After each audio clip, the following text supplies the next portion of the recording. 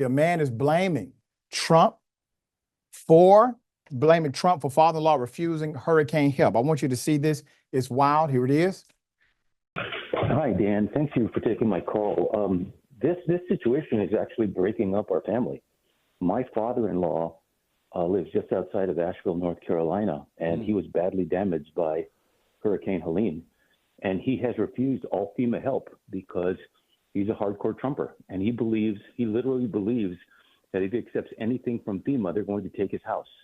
Wow. And my wife is, we're literally, we're at the point where, like, screw them. If they're going to listen to Alex Jones and Tucker Carlson and Sean Hannity over us who have his best interest at heart. I don't know.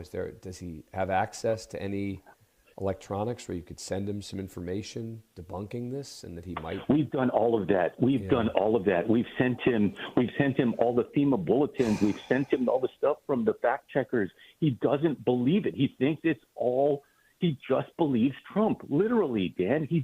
It's a cult. I really feel for this son. We've covered stories similar. This is life or death, okay? You have a man refusing federal aid from an emergency aid relief organization funded by him. He's paid taxes his whole life. He funds FEMA for the purpose of receiving the assistance when there is an emergency, God forbid. And now, because of the insane lies of one man,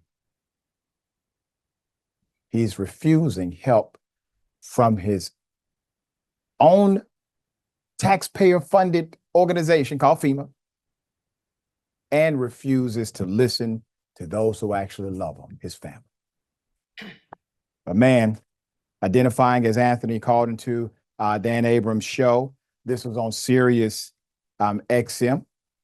where he revealed that his father-in-law has decided, we don't need any of your help, FEMA, in North Carolina. We're going to be just fine because you're going to end up somehow taking our home. All right. The conspiracy theories surrounding FEMA were quickly debunked. Here's what Deanne Criswell, a representative from FEMA, had to say. Quote, "Is creating distrust in the federal government, but also the state government. And we have so many first responders that have been working day and night to go out and help these communities," said Criswell, speaking with reporters on October 8th. Quote, "It's just really demoralizing to them. It hurts their morale when they've left their families to be able to come in here and help people. I want to remind you of the devastation. Look at it. The devastation is real. The devastation is real. And the reality is that if they don't receive some of their FEMA-related help, which, by the way, FEMA works with insurance companies, et cetera. This is an entire network of aid that's presented. And truthfully, they could do better than what they do. But to accept none of it because of a rumor, because of a lie, there's a difference between misinformation and disinformation. Misinformation is when you authentically believe the lie and you pass it on, kind of like this man that's been spoken about in this story. He's giving misinformation. Disinformation is what Trump does. Disinformation, he intentionally creates a false narrative in order for you to depend on him and not trust anybody else. So you don't trust any message because you don't trust messengers anymore. All right, Senator, you've worked in government. You understand what needs to happen in emergency situations. This is why you pay taxes. There's a big part of why you pay taxes. And this man won't even benefit from his own taxpayer dollars. Exactly right, Dr. Richey. And what's even more searing is the point about not listening to the loved ones, the people who are day in and day out. President Donald J. Trump has a responsibility. Let me spread it out beyond him. Any person that has power and influence to that magnitude has a responsibility to put out the right information.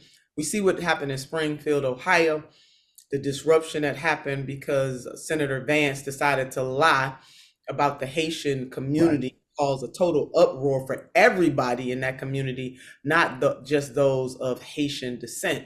And once he was caught, he said, well, I just wanted to bring attention to the issue. I mean, he flat out lied, admitted that he lied, and then doubled down on the lie. I feel really sorry for this family and even the man that's believing in this. Like, ultimately, people have to make a decision. I think that the distrust and mistrust of institutions across the board in the United States of America, the erosion of that kind of trust has been happening for decades. Trump is just a part of that. He's not the threat. He is a threat.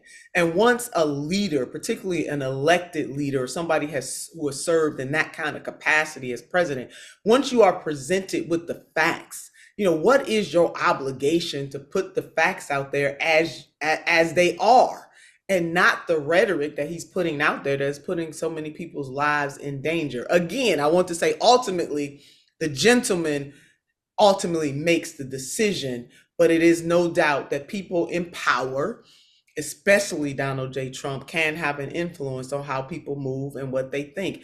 And both parties, Doc, I hate to say it, got cult-like behaviors. Yeah, that's right. And you have the extremes inside of both of these factions, known as the Republican company and the Democratic company. Never forget, these are corporations. All right.